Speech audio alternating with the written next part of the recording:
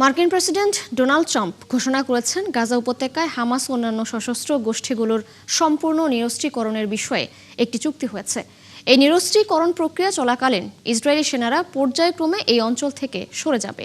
চুক্তিতে 14 দিনের মধ্যে নিরস্ত্রীকরণের সুনির্দিষ্ট রূপরেখা প্রস্তুতের কথা বলা হয়েছে। তিনি এই চুক্তিকে শান্তি ও নিরাপত্তার পথে একটি যুগান্তকারী পদক্ষেপ বলে অভিহিত করেছেন। বিস্তারিত মনিরুজ্জামান বাবুর প্রতিবেদনে। যুক্তরাষ্ট্রের ঘোষিত 20 দফার শান্তি পরিকল্পনার দ্বিতীয় ধাপে এসেছে বড় ধরনের অগ্রগতি। মার্কিন প্রেসিডেন্ট ডোনাল্ড ট্রাম্প জানিয়েছেন, হামাস সহ গাজার অন্যান্য সশস্ত্র দলগুলোর পূর্ণাঙ্গ অস্ত্র সংবরণের একটি চুক্তিতে পৌঁছাতে সক্ষম হয়েছে বোর্ড অব পিস। ট্রুথ সোশ্যালে দেওয়া এক পোস্টে ট্রাম্প বলেন, এই চুক্তিটি গাজায় নতুন ফিলিস্তিনি শাসন ব্যবস্থা প্রতিষ্ঠার পথে একটি গুরুত্বপূর্ণ পদক্ষেপ। এটি ফিলিস্তিনি জনগণকে সহায়তা করার জন্য বোর্ড অব পিসের সঙ্গে ঘনিষ্ঠভাবে কাজ করবে। ট্রাম্প আরও বলেছেন, নিরস্ত্রীকরণ সম্পন্ন হওয়ার সাথে সাথে ইসরায়েল গাজা থেকে সরে আসবে। তিনি এই সমঝোতাকে একটি নতুন ফিলিস্তিনি সরকারের অধীনে গাজার শাসনভার গ্রহণের পথে অত্যন্ত গুরুত্বপূর্ণ পদক্ষেপ হিসেবে অভিহিত করেছেন। বোর্ড অব পিসের এক কর্মকর্তা জানিয়েছেন, চুক্তি বাস্তবায়নের অংশ হিসেবে হামাস ও অন্যান্য সশস্ত্র গোষ্ঠী পর্যায়ক্রমে তাদের অস্ত্র কমিটির কাছে হস্তান্তর করবে। যদিও হামাস এই বিষয়ে আনুষ্ঠানিক কোনো বিবৃতি দেয়নি, তবে হামাসের একজন জ্যেষ্ঠ কর্মকর্তা বিবিসিকে জানিয়েছেন যে তারা গাজায় সম্পূর্ণ নিরস্ত্রীকরণের পরিকল্পনায় সম্মত হয়েছেন এবং শীঘ্রই এই বিষয়ে একটি আনুষ্ঠানিক বিবৃতি প্রকাশ করা হবে। তবে ইসরায়েল এ ব্যাপারে এখনো কোনো মন্তব্য করেনি। এদিকে হামাসের আলোচক দলের সদস্য গাজী হামাদ আল জাজিরাকে বলেছেন, গাজা শান্তি চুক্তির আওতায় ইসরায়েল নিজেদের প্রতিশ্রুতি বাস্তবায়ন না করলে হামাসও চুক্তির কোনো ধাপ কার্যকর করবে না। অন্যদিকে বিবিসির প্রতিবেদনে বলা হয়েছে, রোডম্যাপের ধাপগুলো সম্পন্ন হলে গাজায় অস্ত্রের উপর পূর্ণ নিয়ন্ত্রণ থাকবে নতুন ফিলিস্তিনি কর্তৃপক্ষের হাতে। ইসরায়েল এই বিষয়ে এখনও প্রকাশ্যে কোনো মন্তব্য করেনি। মনিরুজ্জামান বাবু, ৭১। গাজায় ব্যবহারের জন্য ইসরায়েলকে অস্ত্র ও সামরিক সরঞ্জাম সরবরাহ অব্যাহত রেখেছে ভারত বলে দাবি করেছে মানবাধিকার সংস্থা অ্যামনেস্টি ইন্টারন্যাশনাল।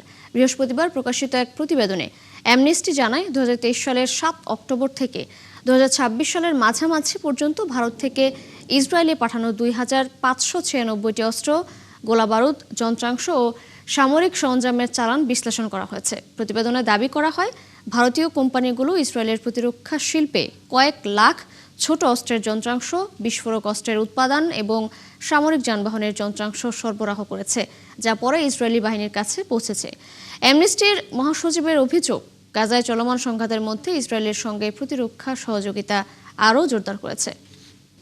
মধ্যপ্রাচ্যের সংঘাত আরও জটিল রূপ নিয়েছে। ইরানে নতুন করে ব্যাপক বিমান হামলা চালিয়েছে যুক্তরাষ্ট্র। একই সময়ে মিশরের একটি বন্দরে যুক্তরাষ্ট্রের মালিকানাধীন 2টি জাহাজে ড্রোন হামলা করেছে ইরান।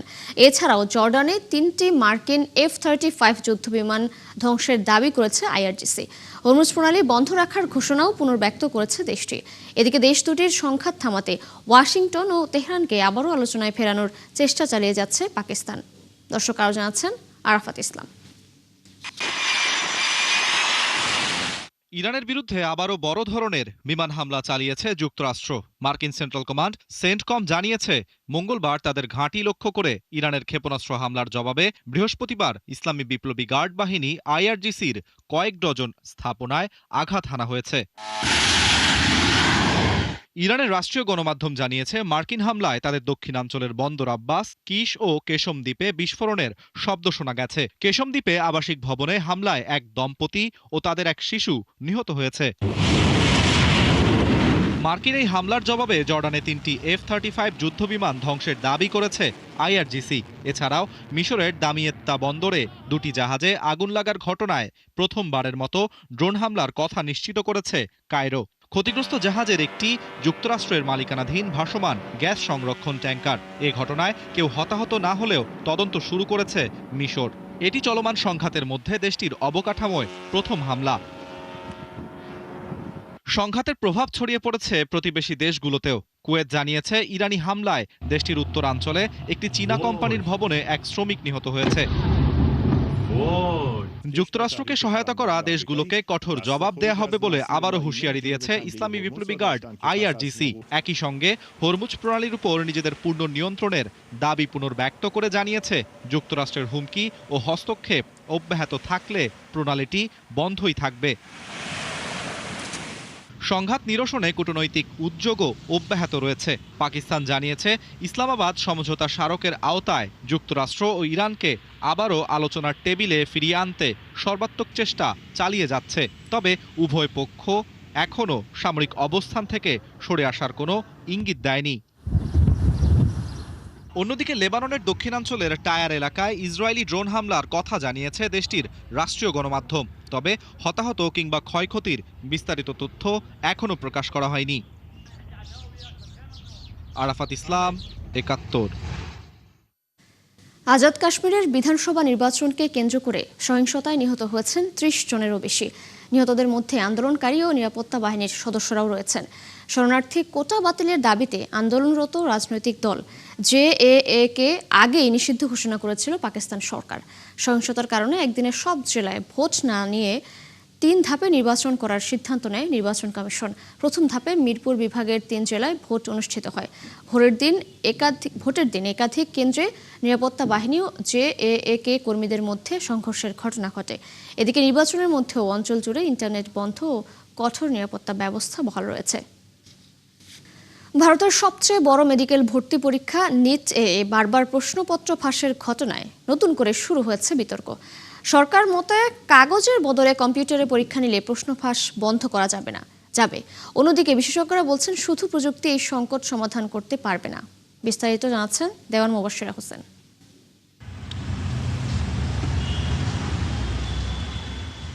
ভারতের মেডিকেল ভর্তি পরীক্ষার নিটে একের পর এক প্রশ্নপত্র ফাঁসের ঘটনা লাখো শিক্ষার্থী ও অভিভাবকের আস্থা নড়বড়ে করে দিয়েছে।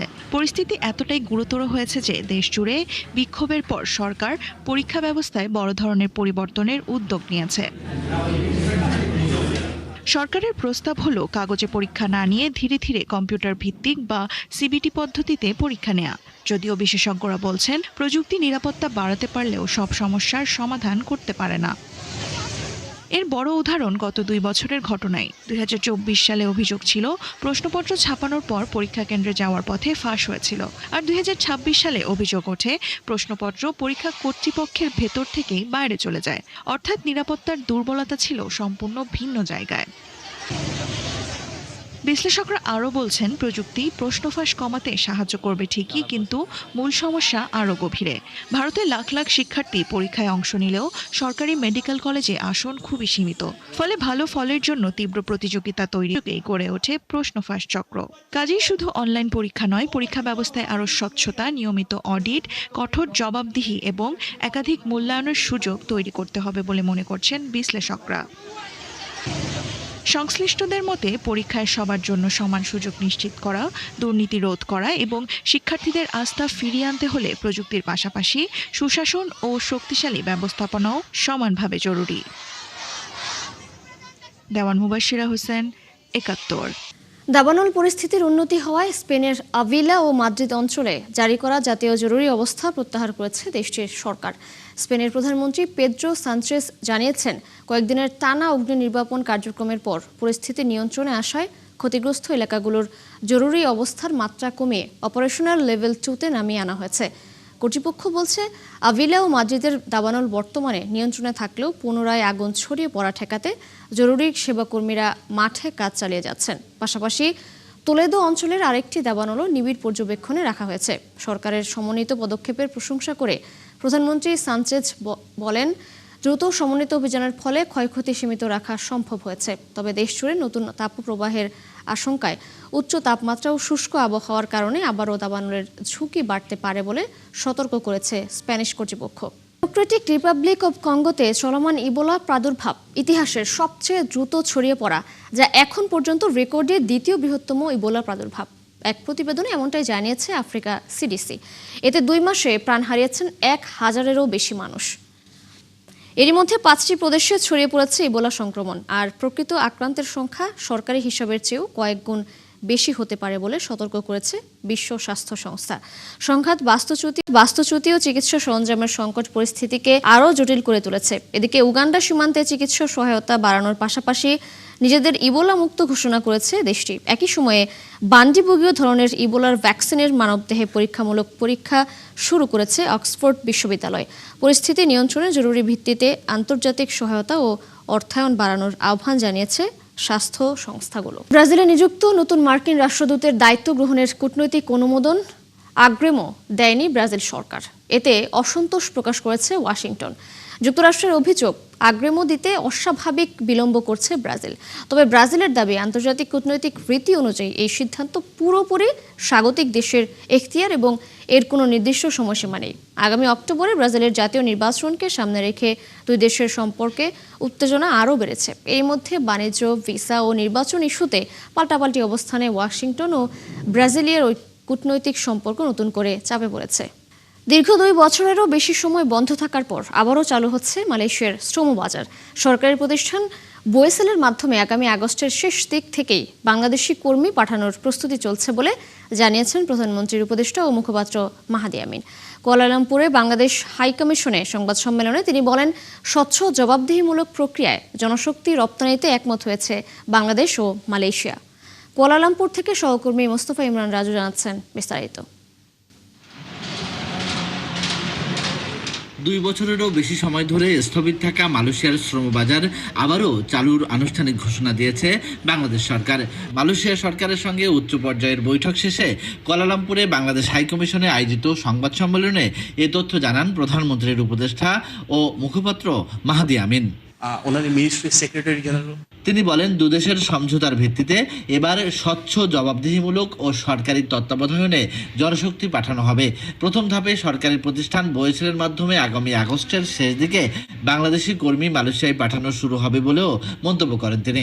আমাদের both countries now mutually agree to open this শ্রমবাজার immediately, এবং আমরা ডিউ প্রসেস ফলো করে যত দ্রুত সম্ভব এই শ্রমবাজার উন্মুক্ত করবার মাধ্যমে বাংলাদেশের যে বিপুল জনশক্তি রয়েছেন ওনাদের জন্য মালয়েশিয়ার এ দ্বার উন্মুক্ত করতে যাচ্ছি। যে অগাস্ট মাসের শেষ সপ্তাহ নাগাদ ইনশাল্লাহ মালয়েশিয়া বাংলাদেশের শ্রমিকরা আসা শুরু করবেন। বাংলাদেশ সরকারের প্রত্যাশা, শ্রমবাজার চালু হলে নির্মাণ, অবকাঠামো, কৃষি, সার্ভিস ও প্লান্টেশন সহ বিভিন্ন খাতে কয়েক লাখ বাংলাদেশির কর্মসংস্থানের সুযোগ তৈরি হবে। একই সঙ্গে অতীতের অনিয়ম ও অতিরিক্ত অভিবাসী ব্যয়ের অভিযোগ এড়াতে পুরো নিয়োগ প্রক্রিয়ায় স্বচ্ছতা নিশ্চিত করার উপর জোর দেওয়া হয়েছে। যত দ্রুত সম্ভব বাংলাদেশ থেকে নিয়মতান্ত্রিক জটিলতা কমিয়ে এনে এফিশিয়েন্টলি একটা স্বচ্ছ প্রক্রিয়ার মাধ্যমে অভিবাসন ব্যয় কমিয়ে বাংলাদেশ থেকে মালয়েশিয়ায় জনশক্তি রপ্তানি থেকে শুরু করা। পাশাপাশি যারা মালয়েশিয়ায় আমাদের অভিবাসী ভাই এবং বোনেরা রয়েছেন, সেই শ্রমিকদের জীবন মানের যেন উন্নয়ন করা সম্ভব হয়, তারা যেন আগের চাইতে আরও একটু ভালো থাকেন। গণতান্ত্রিক সরকার হিসেবে, নির্বাচিত সরকার হিসেবে আমরা আমাদের সর্বোচ্চ আন্তরিকতা দিয়ে সেই জিনিসটা নিয়ে কাজ করছি। তিনি আরও জানান, সিন্ডিকেট ও অনৈতিক কর্মকাণ্ডে জড়িত কোনো রিক্রুটিং এজেন্সিকে এই প্রক্রিয়ায় যুক্ত করা হবে না। নিয়োগের প্রতিটি ধাপ সরকার নিবিড়ভাবে তদারকি করবে, যাতে কর্মীরা স্বল্প খরচে এবং নিরাপদ উপায়ে মালয়েশিয়ায় যেতে পারেন। মাননীয় প্রধানমন্ত্রী এখানে আসছিলেন। মোটামুটি আমাদের শ্রমবাজারটা আমরা এখন নিশ্চিত আমাদের ওপেন হবে। মালয়েশিয়ার শ্রমবাজারে বাংলাদেশ থেকে কর্মী আসার বিষয়টি এখন অনেকটা নিশ্চিত। তবে কোন খাতে কত খরচে কর্মী আসতে পারবে এ নিয়ে কাটেনি ধোঁয়াশা। Mostafa Imran Raju, 71, Kuala Lumpur, Malaysia. এই ছিল এখনকার আয়োজনে। বিশ্বের আরও নতুন কিছু খবর ও বিশ্লেষণ নিয়ে পরবর্তী বিশ্বযোগ আবারও হাজির হবে দুপুর 1টায়। সরাসরি সংবাদ অনুষ্ঠান দেখতে চোখ রাখুন 71-এর ফেসবুক পেজে এবং সাবস্ক্রাইব করুন 71-এর ইউটিউব চ্যানেল। থাকুন 71-এর সাথেই।